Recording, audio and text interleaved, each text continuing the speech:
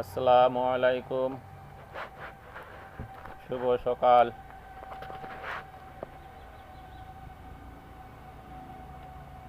আজ সোমবার 2025। আজ এই সকালে প্রতিপাদ্য বিষয় বাংলাদেশের রাজনীতি, নির্বাচন, বিপ্লব, এইসব বিষয় নিয়ে সামান্য কিছু আলোকপাত। আমাদের এই ফ্যাসিস্ট সরকারের বিদায় পর আমাদের যে ঐক্যের প্রয়োজন, সে ঐক্য আছে, কিন্তু ঐক্যটি হলো হিংসা বিদ্বেষে ভরা। এক পক্ষ আরেক পক্ষের বিরুদ্ধে অবস্থান করে ঐক্য, এ ধরনের ঐক্য আমাদের জন্য সুফল বয়ে আনবে না। যখন একটি বিপ্লবের মাধ্যমে একটি সরকার পরিবর্তন হয়ে যায়, বিপ্লবের মাধ্যমে আরেকটি সরকার আসে, সেই পরিবর্তনটি অবশ্যই দেশবাসী সুফল ভোগ করে। পৃথিবীতে অনেক নজির আছে বিপ্লবের ফল সুফল বয়ে এনেছে, কিন্তু আমাদের ভাগ্যে কি জুটবে আমরা জানি না। আমরা এখনই একটা নতুন দলের বিরুদ্ধে অবস্থান করতেছি, আবার নতুন দল বৃহত্তর রাজনৈতিক দলের বিরুদ্ধে অবস্থান করতেছে। ইসলামিক দল, তাদেরকে মৌলবাদী হিসাবে আখ্যায়িত করা হচ্ছে, অর্থাৎ এক দল আরেক দলের বিরুদ্ধে কন্টিনিউ লেগে আছে। তো এই লেগে থাকা থেকে আমাদের সামনে এগিয়ে যাওয়াটা বড় কঠিন হয়ে যাবে, যার ফলশ্রুতিতে এই ফ্যাসিস্ট সরকার, বিদায়কৃত ফ্যাসিস্ট সরকার আবার এই মাটিতে এসে তার পুনর্জন্ম নিতে পারে। তো এইসব বিষয় আমাদের রাজনৈতিক দলগুলো চিন্তা ভাবনা করা উচিত। যেহেতু একটা পরিবর্তনের প্রয়োজন, সেই পরিবর্তনটা অবশ্যই একটু সুশৃঙ্খলভাবে হওয়া উচিত। আমরা গণতন্ত্র চাই। পৃথিবীর ভালো যেসব গণতন্ত্রের দেশ আছে, তাদের কোনো দেশকে আমরা ফলো করতে পারি এই পরিবর্তনের মাধ্যমে। আমরা জনসাধারণের মতামতকে মূল্যায়ন করতে পারি। আমরা এক শান্তি শৃঙ্খলাপূর্ণ রাজনীতি, গণতন্ত্র উদ্ধার করতে পারি বা আনতে পারি। তার জন্যে আমাদের সার্চিং প্রয়োজন হবে, সংস্কার প্রয়োজন হবে।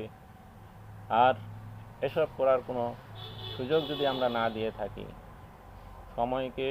সময়ের মধ্যেই সীমাবদ্ধ রাখি, তাহলে আমাদের কোনো পরিবর্তন আসবে না।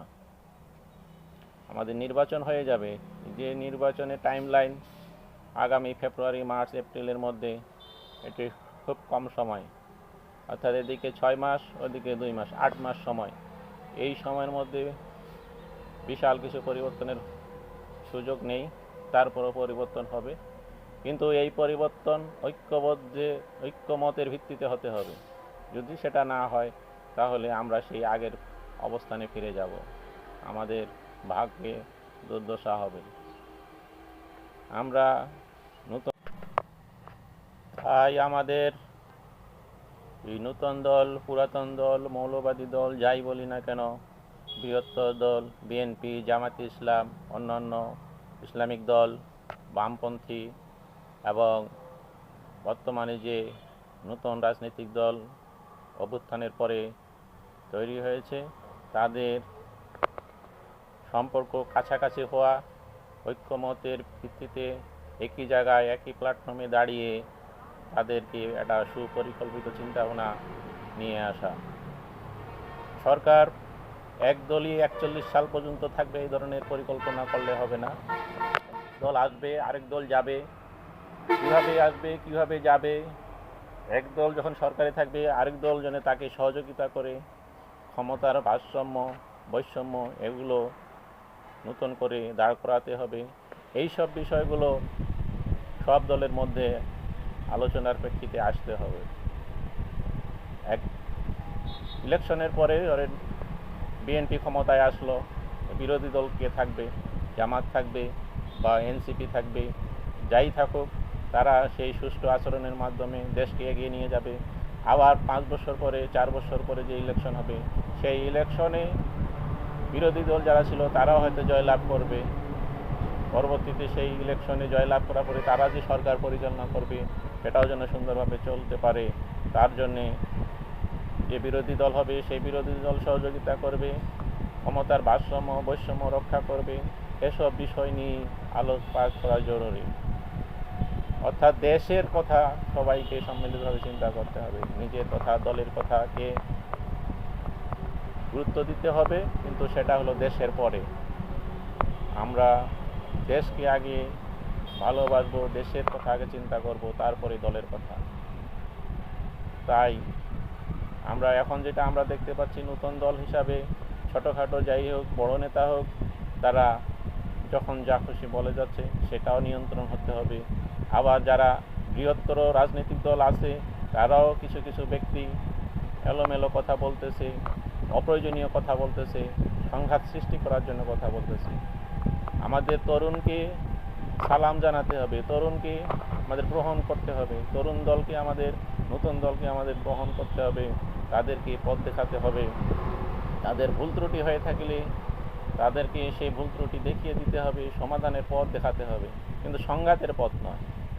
আবার যে বৃহত্তর দল বা পুরাতন দলগুলো আছে, রাজনীতিতে জড়িত ছিল এতদিন, তারাও যে অতিরিক্ত কথা বলে, ভুল ত্রুটি সম্পন্ন কথা বলে, সেগুলো নতুনদেরকে সাবধান করে বলে দিতে হবে, আঙ্গুল দিয়ে দেখিয়ে দিতে হবে, ভাই আপনারা এটা করতেছেন, এটা ঠিক না, এটা করতেছেন, এটা ঠিক না।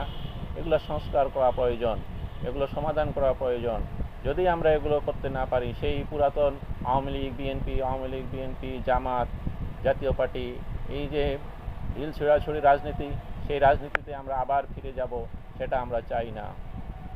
তার জন্যেই আমাদের সংস্কার, তার জন্যেই আমাদের বিপ্লব, তার জন্যেই আমাদের এই আন্দোলন, জীবন দেওয়া। তো এসব থেকে আমাদের মুক্তি পেতে হবে। আমাদের এক টেবিলে বসে রাজনীতির কথা বলতে হবে। আমরা উন্নত বিশ্বে যেখানে গণতন্ত্র বিরাজমান আছে, উন্নত দেশে যে গণতন্ত্র আছে, যারা এক টেবিলে বসে কাজ করে, সংঘাত তাদের টেবিলের মধ্যেই হবে, মুখের মধ্যেই হবে, কথার মধ্যেই হবে, রাজপথে সংঘাতের কোনো সুযোগ থাকবে না। এই গণতন্ত্র নিয়ে আমাদের এগিয়ে আসতে হবে। আলী বাবা, বিটিভি, ঢাকা।